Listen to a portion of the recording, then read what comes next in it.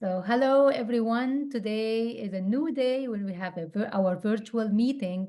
Our chapter has a virtual meeting the first Tuesday of every month, and we usually have awesome speakers, but today our speaker is really special. So today we have Eva Hirsch. Pontes is a licensed psychologist and earned her coach certification through the Hudson Institute of Coaching from California. Eva holds a master certified coach. She is an MCC credential, and she's also advanced certification. She holds advanced certification in team coaching from ICF. She's also accredited coach supervisor by the European Mentoring and Coaching Council, the EMCC. She was the first certified coach supervisor in Latin America. Together, she co-edited a book with Wendy Ann Smith, Damsiani, I hope I'm pronouncing the name right. And Dumisani. Dumisani. Dumisani. Dumisani Maglat, yeah. Who's the Dumisani. chair of ICF? Okay, I'm sorry. It's Dumi, because we know him as Dumi. We all know him as Dumi. Okay, Dumisani Magdalena. Okay, and Professor Clutterbuck. She co-edited the book Ethical Case Studies for Coach Development and Practice, A Coach's Companion. It was published in 2024. Eva integrated the first board of ICF chapter in Brazil and later held a seat in the advisory board of that chapter. She also served the local ethics committee and has contributed as an ICF assessor for over 12 years. She currently alternates her residence between Rio de Janeiro and Berlin. Through her company in Brazil, she has been coaching C-level executives for almost 20 years. She also works as team coach, conflict mediator, and invited faculty at prestigious business schools in Brazil. Before becoming a coach in 2006, Eva worked for 25 years as an executive in the shipping industry, holding several key positions, including director and board member. Eva, we are so honored to have you in our chapter, and the floor is yours. Thank you, Rania. And hello, everyone. Thanks, ICF Orange County, for the invitation.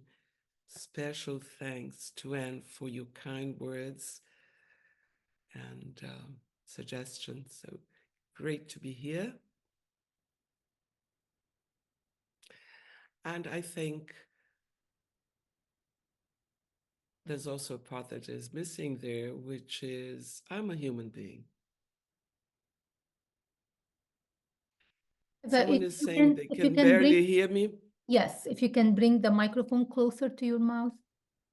It's here, but I'm going to my settings here. Sorry. See if it's better. See if it's better now. Yes. Yes. Yeah. So that's the Zoom settings going funny sometimes. It turns it down. So thanks for the feedback and for letting me know. So yeah, I'm a human being, and we're going to talk about our humanness, or as I just heard yesterday in the supervision with the group in the supervision session, I don't know who's the author of that beautiful phrase, our human mess. So let me share what we're going to do today.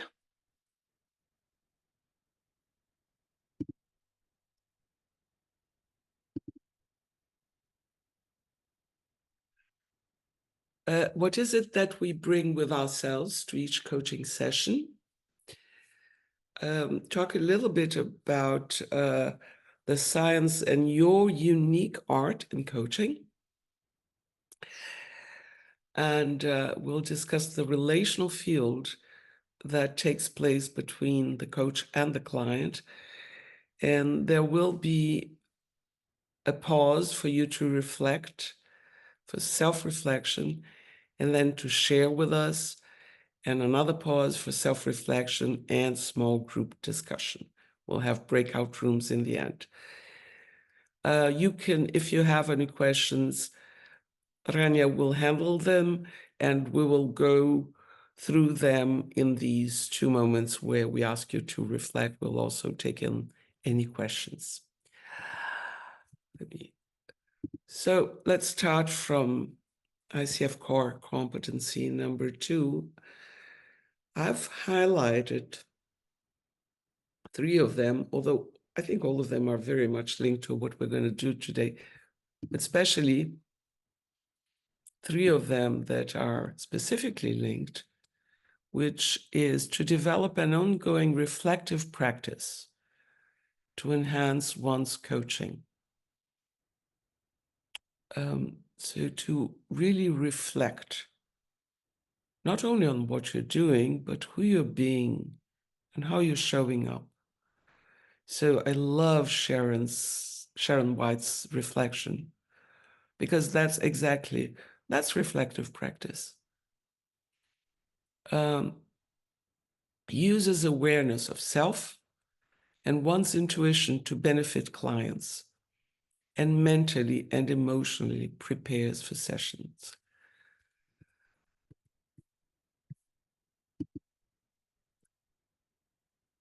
So is there a self? We're going to talk about use of self. What is the self? We could spend 5 days here talking about the self and the different theories of self. And that's not the intention today. So some theories will be very much linked to the notion that there is one self as a core. And there are some important authors in our field.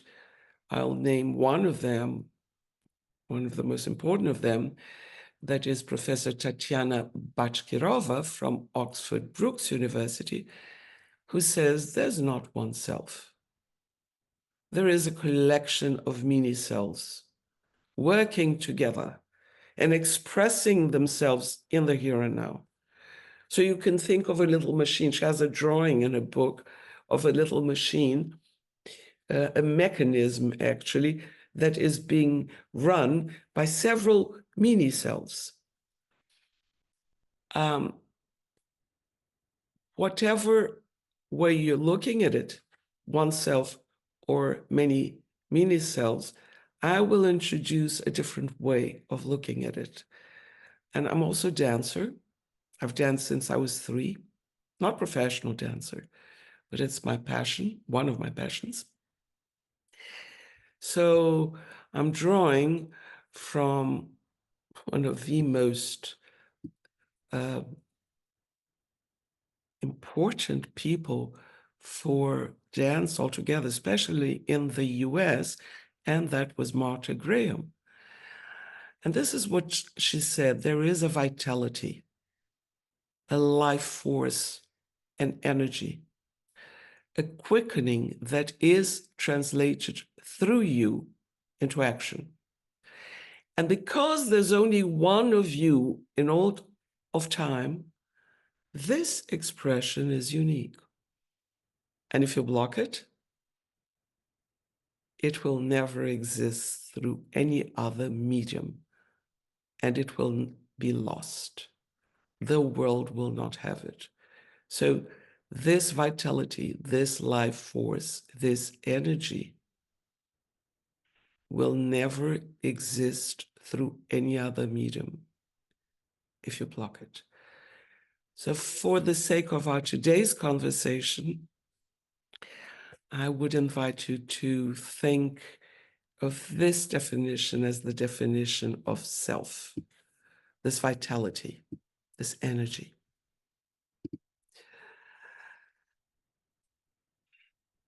So here's the Great Wall.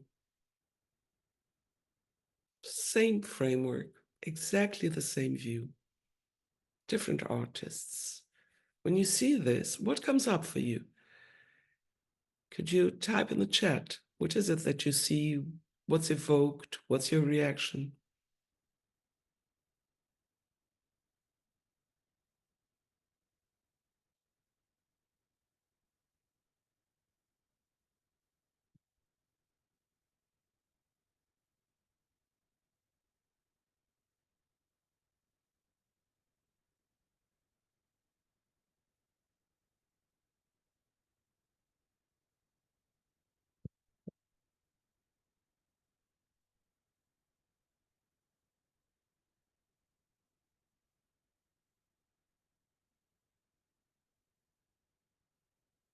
So beauty, creativity, self-expression, there you are, self-expression.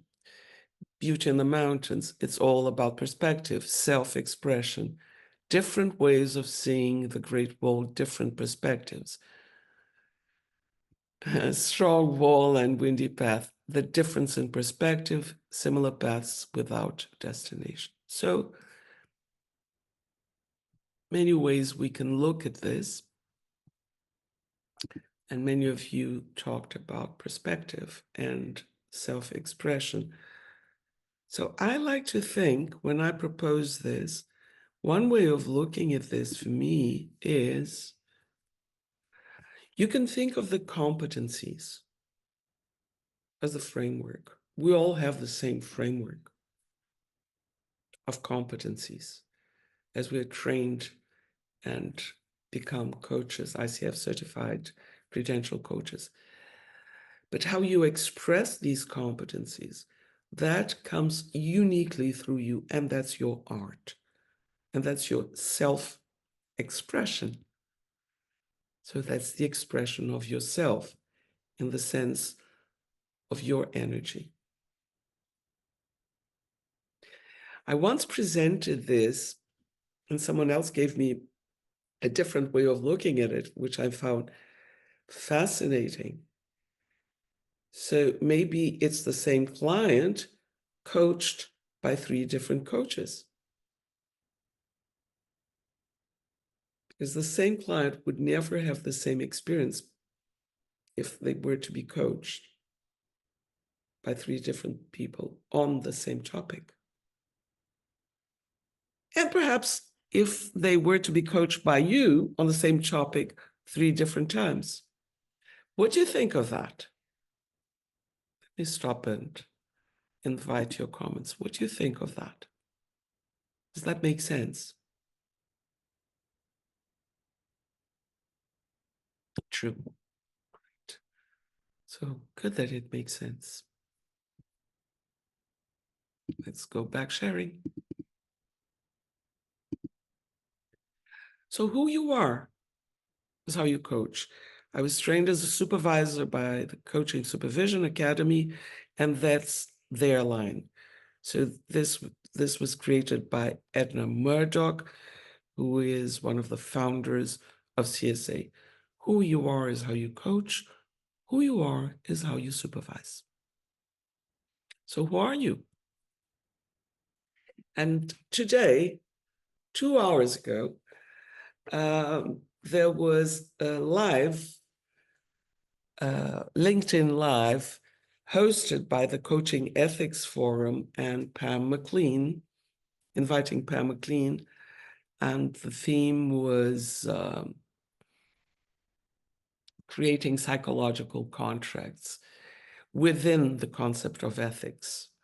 And it was hosted by Wendy Ann Smith, the main editor of our book, and the founder, one of the founders of the Coaching Ethics Forum, and Pam McLean, one of the co-founders of the Hudson Institute. And Pam is a very important author in the field of self. And I'm looking for her book, which is always here with me. And she has a book called Self as Coach, which obviously inspires my work very much. And I was trained by her, amongst other people, as a coach. So I have great love and admiration for Pam, and I try to be present wherever she is. And today, in the conversation, she just said it. We can't use ourselves well if we don't know ourselves well. And she was talking about the ethical implications of this, in which I'm not going to dig in today, but I'm just proposing that we think of this conversation also from an ethical perspective, what it is to understand what we're doing, and to deepen the reflective practice for ethical purposes. Anyway, this was just today, and I said, oh, I love that sentence. I'm going to insert it. So we have to know ourselves. And I have created this metaphor. I think that we all carry an imaginary or invisible backpack wherever we go. Just a minute, please.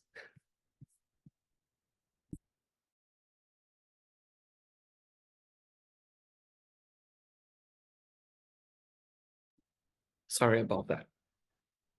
Spring. So imagine that you're carrying this backpack everywhere. So you're carrying it into every coaching relationship.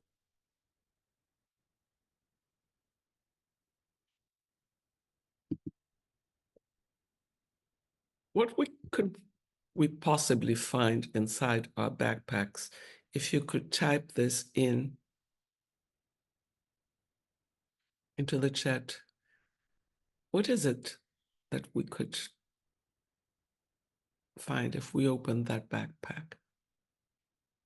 The coach's backpack as they enter with the relationship.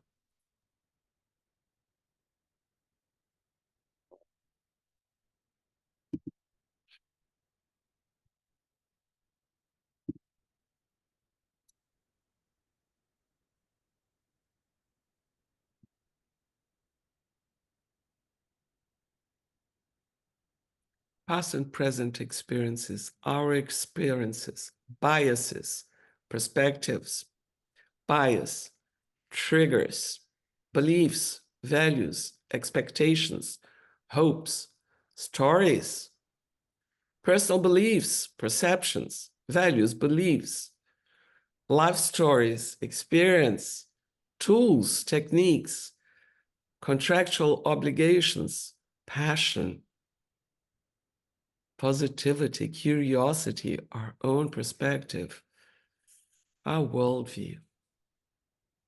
So how does this all impact? We're carrying it with it. So someone talked about biases, for instance, beliefs, hopes, yeah, bias. Hopes, beliefs. So going back to this, and I will soon invite you to look inside your own backpack. Skills, yeah, there are many things, like someone said positivity, there are treasures there too, absolutely. So we need to know what's in there. We need to know there are biases out there, there are triggers out there, that are tools and techniques and positivity and curiosity out there, there are skills out there. We need to know everything that is there, because if we don't, we can hurt people.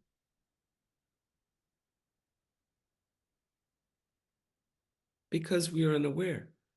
And I came up with this metaphor of the invisible backpack because I'm a very short woman.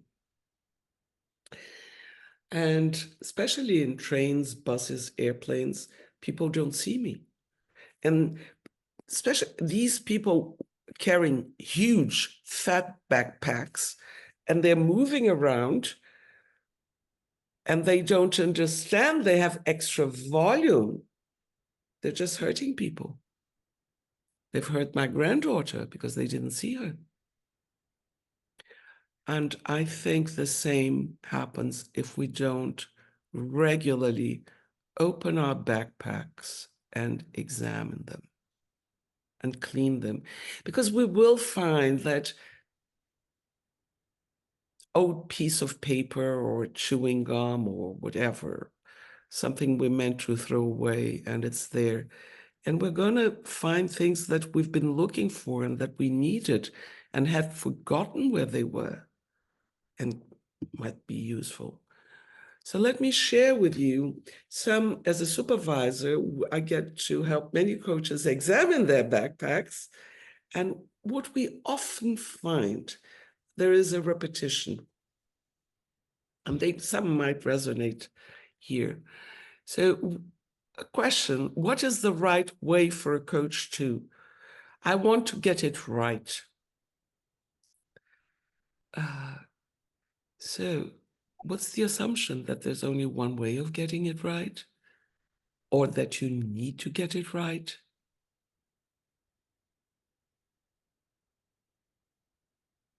Or that you are going to get it right alone without partnering with your client? So what's behind that question? We often find this in backpacks. Another one that comes in many versions, that's one of them, but it's, what is stopping me from challenging the client? I see things, but I don't name them. Sometimes I'm being too nice. So, fear of not being liked by the client, by the sponsor. And then, what are the consequences? So, in other words, if I am going in with the fear of not being liked, on the flip side, with the need of being liked and accepted and validated, it means I'm going in with my own agenda. And we all know that we're not to carry our own agendas into the coaching conversation. I feel like telling the client what to do. So then often when you unpack this, there is this assumption that the coach's success depends on the client's success. No worries. So then we can definitely postpone. I just wanted to check okay, to make sure everything hey, is okay. Rose, Is there any other Rose. questions? Oh, thank you.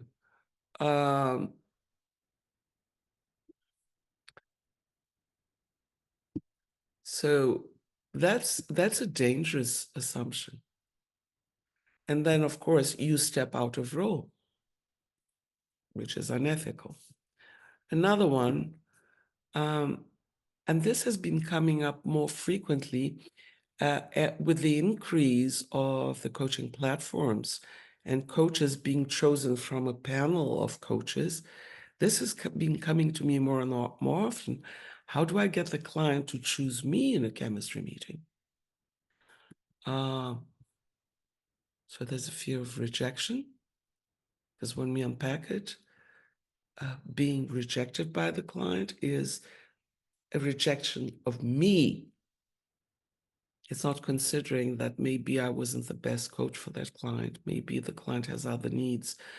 It's not a one size fits all. We will be great coaches for some people and not the best coaches for others. So it's not about me, but there. So this can all be inside a backpack. Let me tell you a case that is related exactly to this last point, and how we flipped this in the conversation.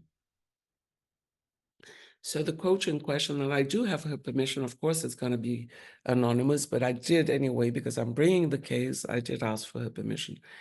And this was in group supervision, and the topic was being rejected. Two of them had been recently rejected, and how it felt. But this particular coach says, I think I am extremely sensitive. I'm extraordinarily sensitive. So I suffer a lot, and it takes me a lot of time to recover when I learn that I was not chosen. And I said, I inquired with her what was happening during the chemistry meetings. Well, of course, if you are very sensitive, you don't want to be hurt.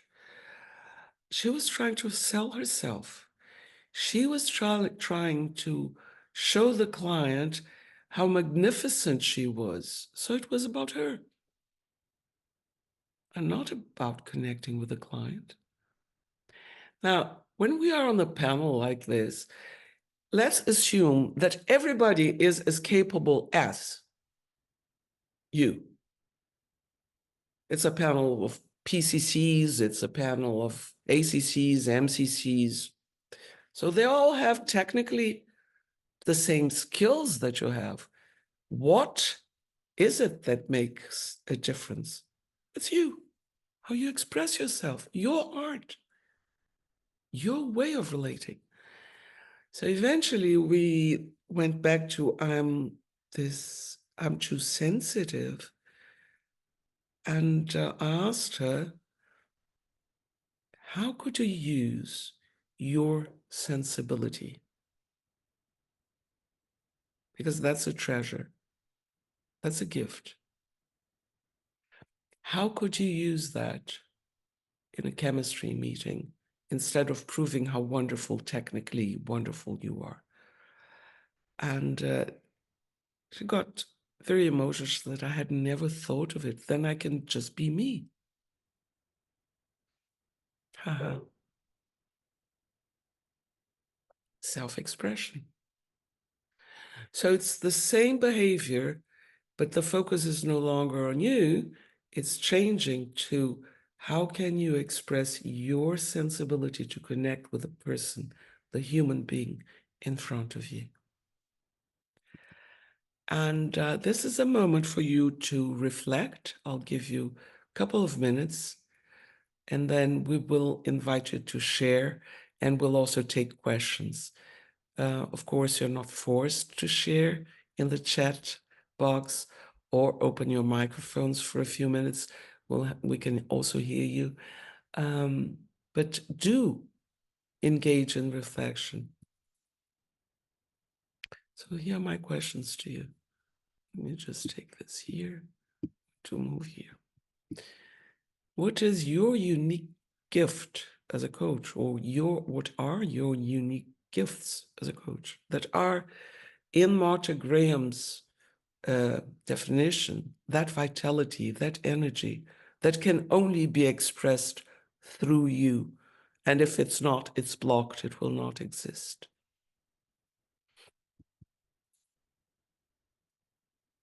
I'm going to ask all the questions and then I'll leave you to reflect. So how can you become more connected to your gift, like this lady, more connected to her sensibility as a gift to the client?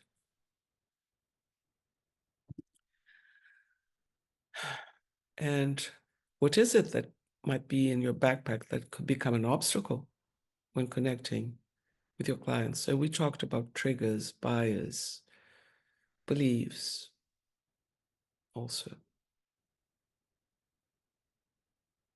So let me just give you a couple of minutes for you to sit with yourself and reflect honestly.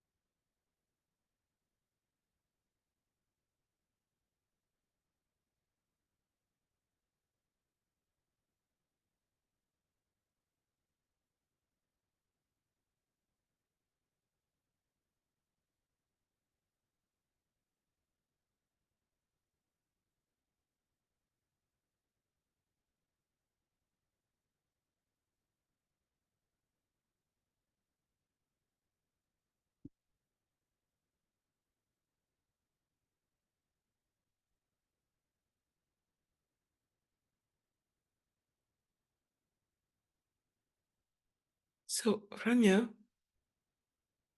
Yes. changing what we had agreed on. I'm using my intuition here.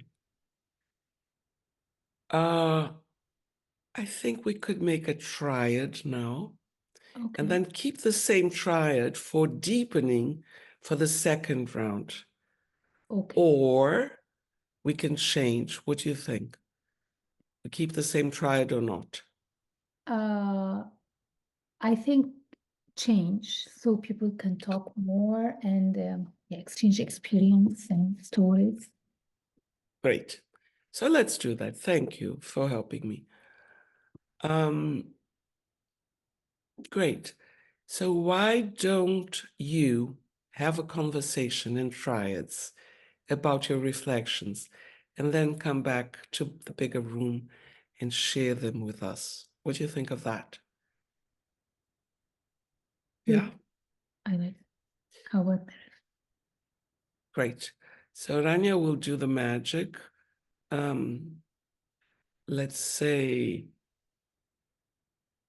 9 minutes, 3 9 minutes for each person. Yeah, 10 minutes altogether. So 3 minutes per person, just that you, it's interesting that you talk about it, not only reflect and talk it in a smaller group maybe before you share it with us. So it feels safer. Okay. Sounds like a good plan. Let's do that. Thank you. I'm just looking at the rooms, make sure that everyone is in the room. Okay. Now you get the invitation, just accept the invitation.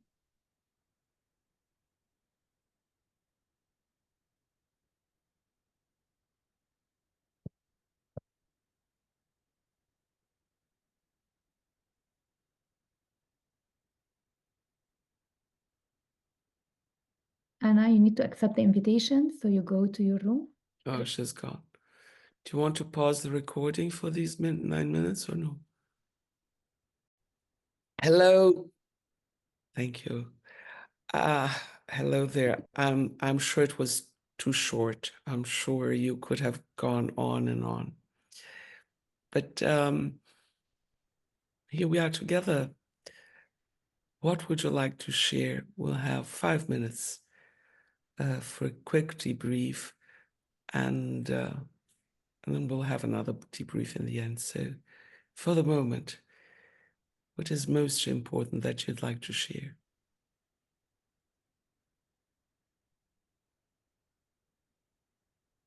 I'll go if nobody else wants to. I Go, shared Ira. in our group that years ago through my coaching program, one of our coaches in the program said that as a coach, you need to become a self-cleaning oven. And so this kind of goes along with what you're bringing forth today. So kind of takes me back in time, if you will. That's a great metaphor. Thanks for sharing, You're Ira. welcome. Yeah. And that's forever, right? That's right. That's forever. That's not a day where you'll stop cleaning the oven. Yeah. Okay. Thank you for that. What else?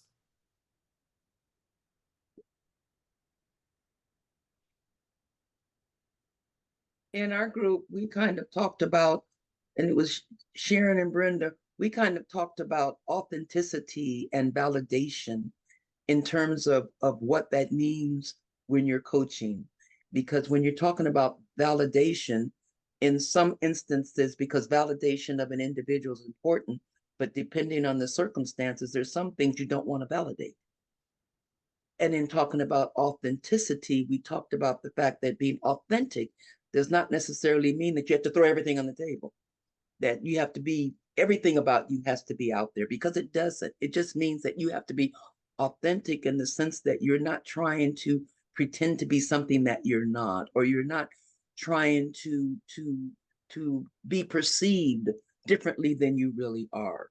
So we talked about some things associated with both that validation, authenticity, and And I think one of the other ones was like the difference between telling somebody what to do and or educating and or rewording what they were saying in terms of them recognizing things that they may have to do without telling them to do it. Yeah, of course, because we are not here to fix people. We are here to help them see themselves and create new possibilities. And the problem with the validation is when we become we as coaches are dependent on validation.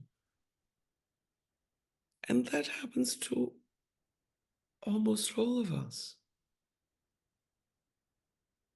Because human beings, we have this need to belong. So we need it, but the thing is, okay, up to a certain point, but then when it's driving my actions as a coach, for instance, needing to be approved on a panel in a chemistry meeting, that's need for validation. And I noticed that Anne had shared, is it okay if I comment, Anne, what you had shared in the chat prior to the breakout room? Yes, thank you.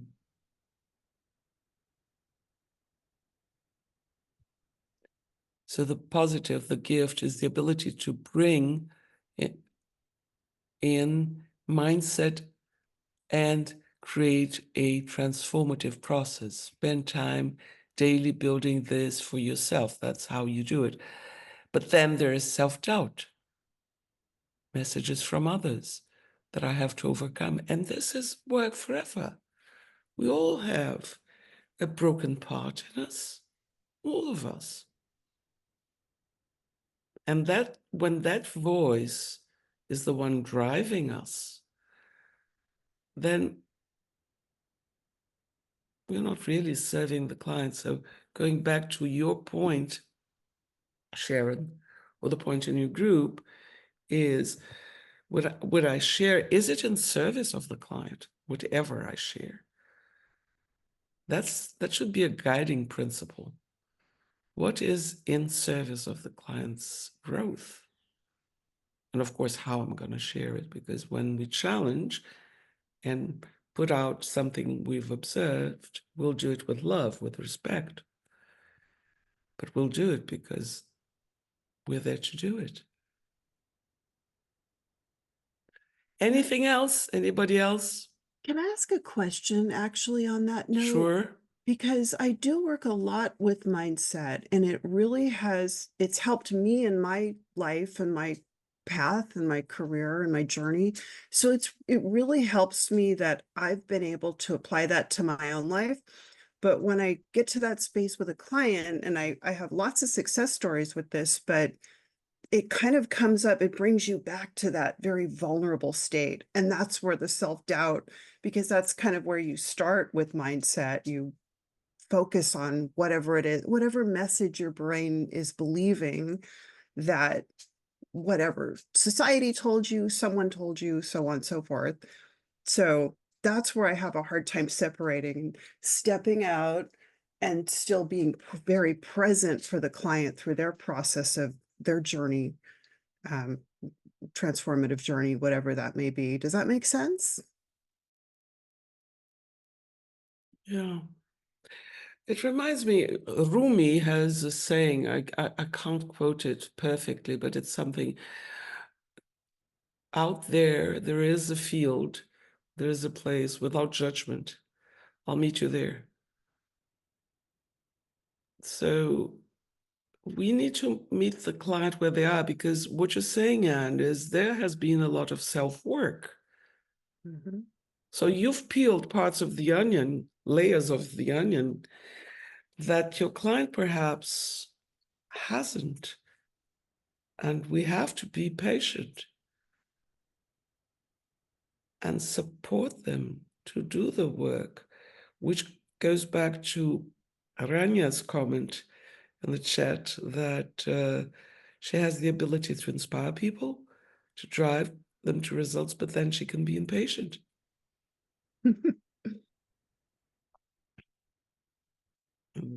And then, of course, this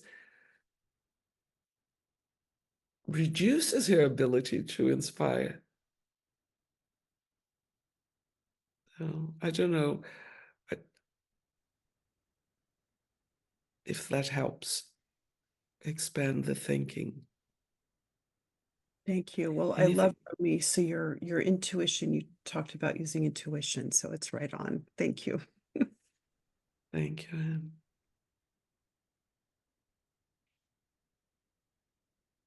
Anybody else? So we'll continue the conversation, and if you have questions, we'll have some time for this in the end. So this is my supervisor, Fiona Adamson.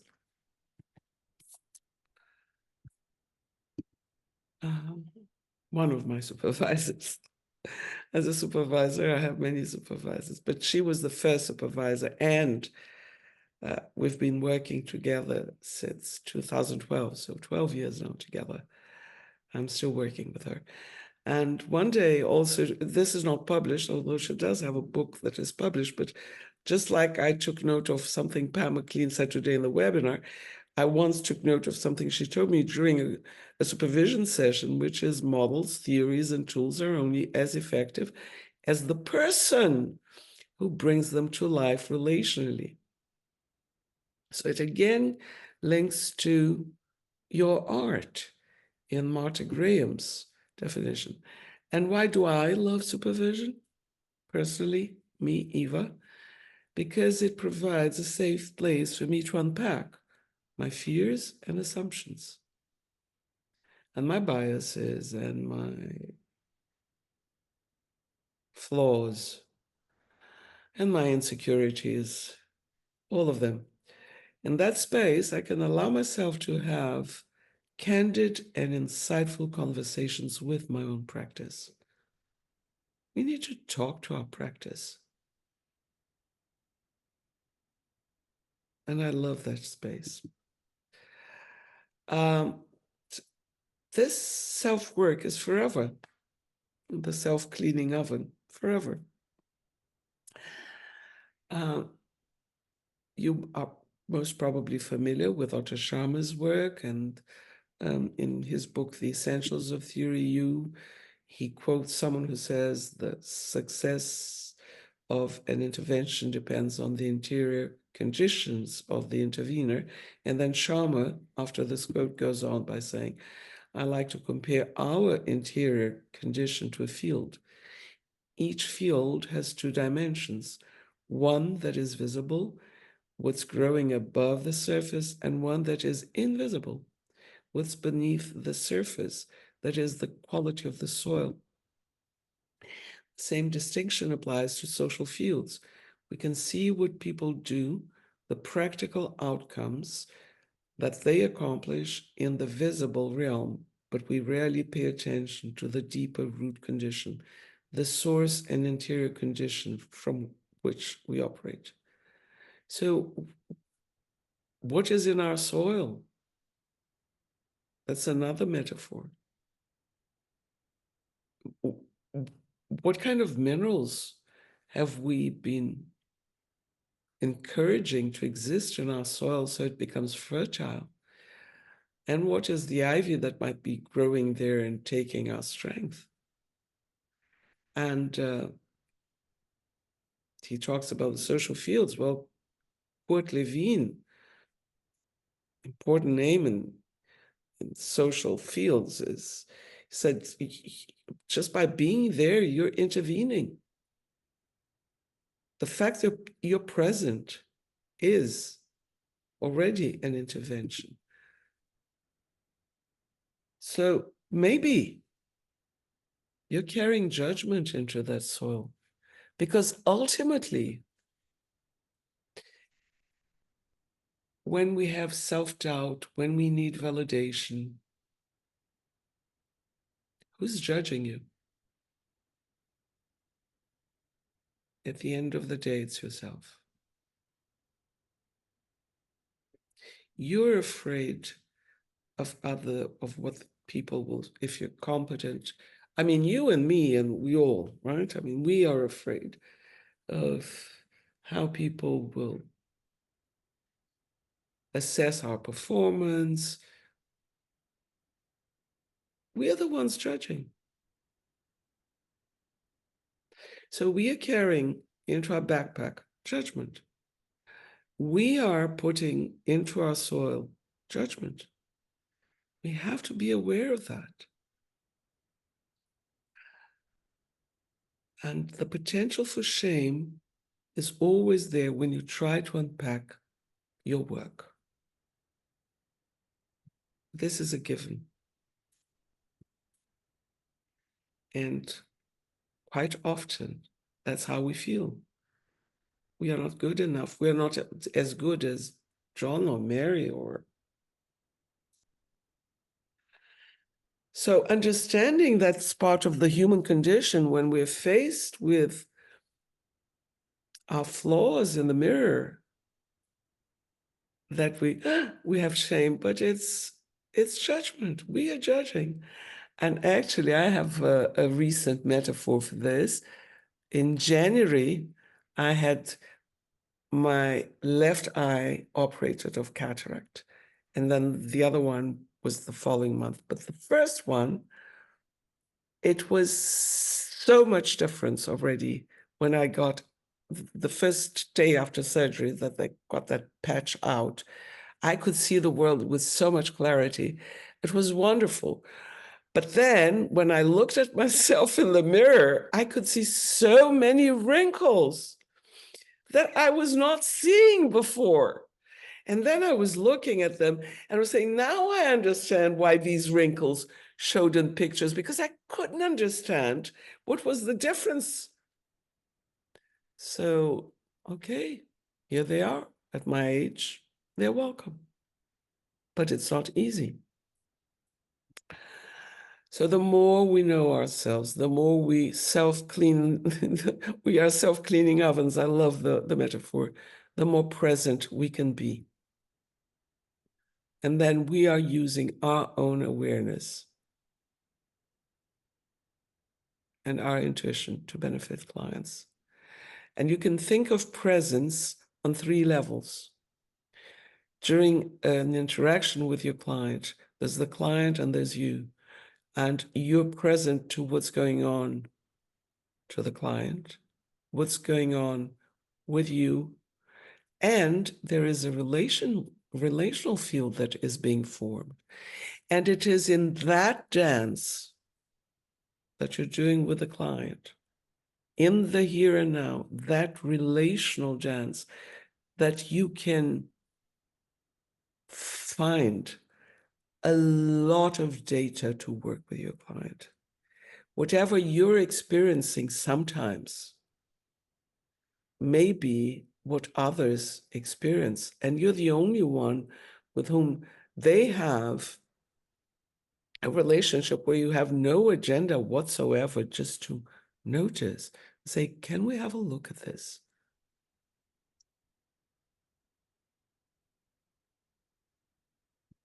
Now, as humans, we are born with a drive to connect, and we are born with a drive to survive.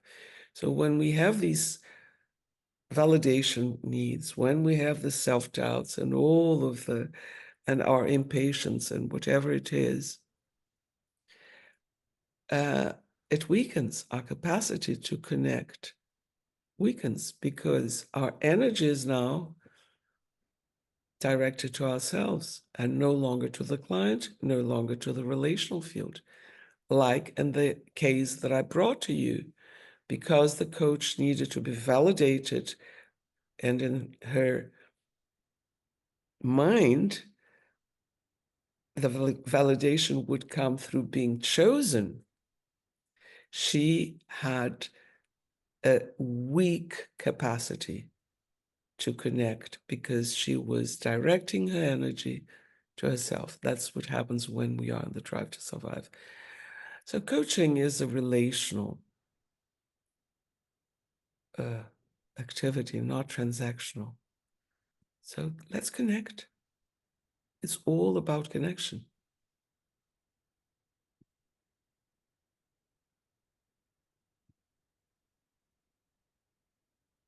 Your presence is what you bring as your most precious and impactful tool.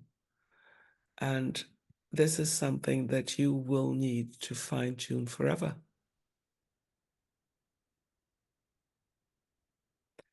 So let's get you into small groups for 10 minutes. We have time, right? Different triads. So you can share Okay. what you're learning, any insights, and how can you apply this to your practice, to your conversations with your own practice. That's the invitation.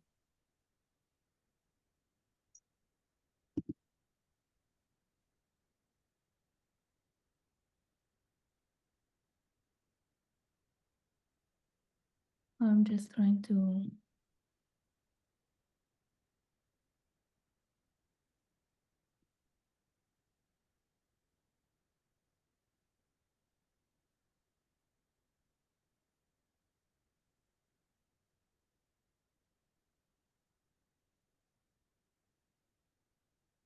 Okay.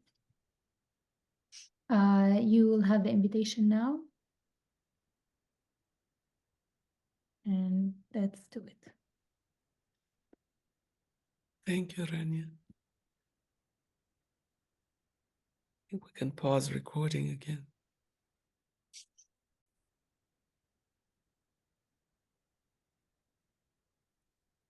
So, welcome back.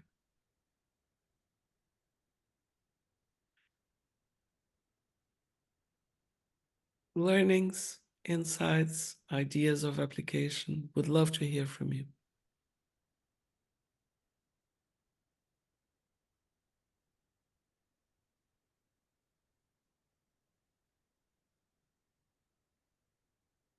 Well, I can share.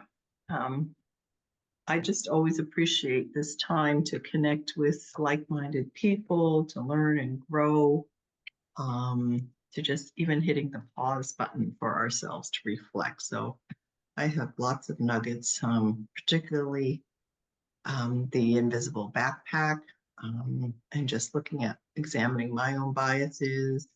Of course, the self-cleaning oven. We'll always remember that. And that quote, I was curious who said that. Out there was a place without judgment. I'll meet you there. Was there a person? Rumi. Rumi. Uh-huh. Rumi. Love it. So just all kinds of nuggets. And now how to apply and continue the ongoing learning. So I so appreciate Eva and yourself and just the folks that I worked with. Thank you, Carolyn. Wonderful.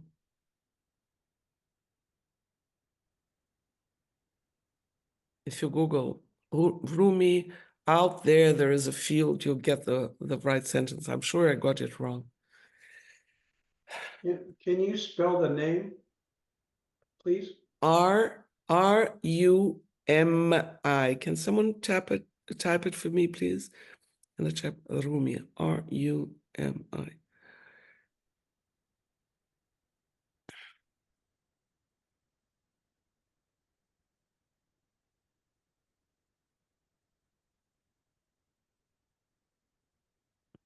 Thank you. What else? Thank you. Thank you, Rania. I would love to hear from you guys. I shared in my group that this whole thing reminded me that I can be more present only if I take care of myself.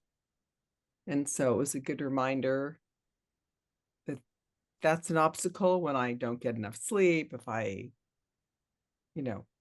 just haven't done the things I need to be my best self. Thank you. Thanks for sharing. Yeah, self-care.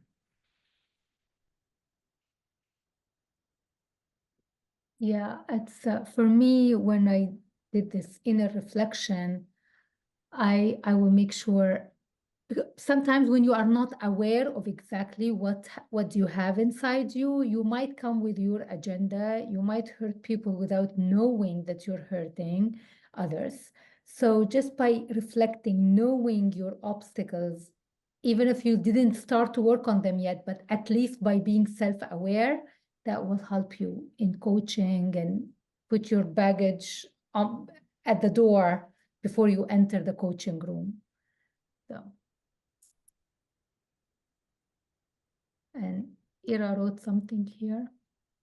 Yeah, that's Rumi's quote. Rumi's quote, yeah. Thank you for sharing. Thank you, Ira. I found valuable to the, you mentioned patience with your clients. They might not have done the work that you have done. And that truly resonated. So I remember feeling that yesterday with a client, and I went there and I said, was I having expectations of my client that she should know this already? And I noticed. So this just solidifies, that I gotta bring that patient. I mean, I say that my gift is compassionate, being compassionate. So this is a great way to bring it, to use it. Yeah. Yeah. Yeah. Thank you. Beautiful, Angela. And with that, I think we don't have time to hear everybody. I would love to, but I have to give it back to you, Rania. But I'm so happy. And that's work forever. We all do this. It will happen in all your practice because we are imperfect. So it happens. Yes, thank you so much, Eva. Cleaning forever. Thank you. Thank you for a wonderful self-reflection and digging deep as coaches and as humans as well. Even if you work in your practice, in your job, you need to do this self-reflection so you can connect better with your teammates and people and have this relation at home. So thank you so much, and thank you all for attending. I will stop the recording and